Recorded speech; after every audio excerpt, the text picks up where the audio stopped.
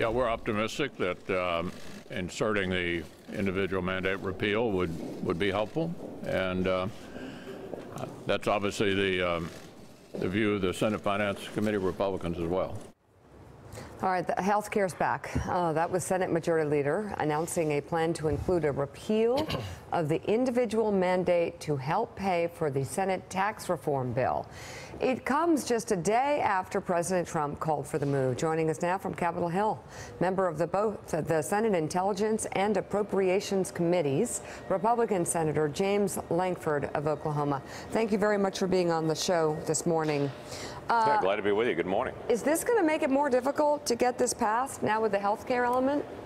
I don't think it will, actually. You have pretty strong agreement among Republicans that we don't like the individual mandate. And the reason is it's a tax put directly on people that can afford it the least. In my state, in Oklahoma, 81% of the people that pay the individual mandate tax make less than $50,000 a year. So this is a tax that was intended to push people to be able to buy the product, but it's actually landed on people that can afford it the least. So we're trying to repeal it. It doesn't take away the subsidies. Individuals can still get on it. They can still get full subsidies. All those things change, but we remove that tax penalty for people that actually can't afford it. Sam Stein? Senator, two questions actually on the bill. One is, as I understand it, the corporate tax cuts in the Senate bill will be permanent, but the individual tax cuts will expire after 10 years for purposes of satisfying procedural elements that require that you can't have it past 10 years. Why should corporate tax cuts be permanent, but individual tax cuts lapse after 10 years? This is very similar to what happened in 2001. You'll remember in 2011, there was a renewal of that tax because in 2001, Congress did the same thing, did it through reconciliation. All those rates were all extended in 2011 then for the individuals. So you imagine that these individual rates will be acted after 10 years? I would hope that they would, actually. Okay. Those would stay very consistent. The corporations have to plan in advance. You've warned against concerns about the debt and deficit as recently as your Meet the Press appearance. If you extend the individual rates past the 10-year window, and if the corporate rates remain reduced permanently, how does that satisfy your concerns about rising debt and deficit if those tax rates will, past the 10-year window, continue for as far as the eye can see? Sure. Yeah, I've actually brought up the issue of debt and deficit not as recently as Meet the Press, but as recently as yesterday with all of my colleagues. This is extremely important that we actually focus in on this. 10 years from now, we'll have a very different look of what's happening and where we are with economic growth. We'll have the opportunity to be able to evaluate it and be able to make the decision at that time.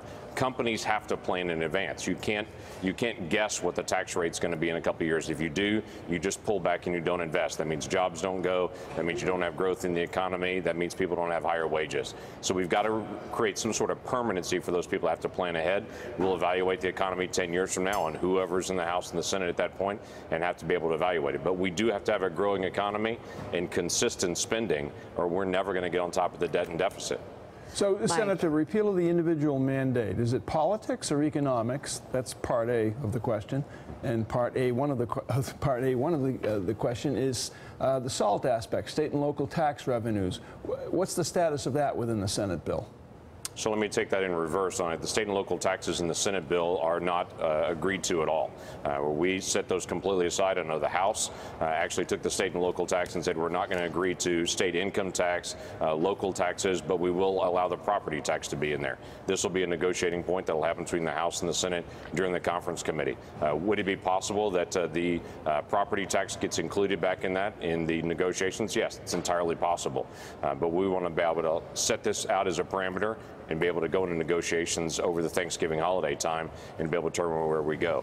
As far as the politics or the economics of the individual mandate, I think it's a little bit of both, actually. Clearly, people around the country that are paying this fine that make less than $50,000 each year, it's economics for them personally.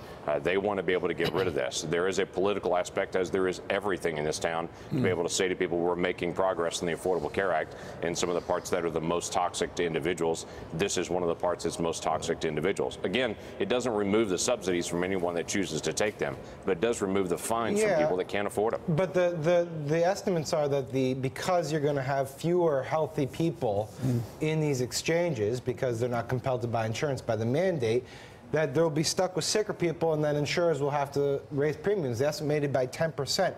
Are you comfortable with a bill that would facilitate a jacking up of premiums in these markets by 10% in order to have a permanent corporate tax cut? I'm not. I am looking at all the aspects of it. Again, those estimates of people saying if you don't have the mandate, people aren't going to buy the product. Right now, people that are getting the subsidies are on the product. They're all receiving that. People that can't afford it, they don't want to also pay the fine. So you got to make a decision for both individuals. Are we going to talk about for the government as a whole? We're going to talk about those individuals that are harmed by this. Again, 81% of the people that pay this fine in my state make less than $50,000. They cannot afford the insurance, and they can also not afford the fine. They're looking for some way to be able to get insurance and actually have it, not just have a fine and still have no insurance. Senator, before you go, we'd love to hear your views on the situation with Roy Moore, especially as new information seems to be developing by the hour.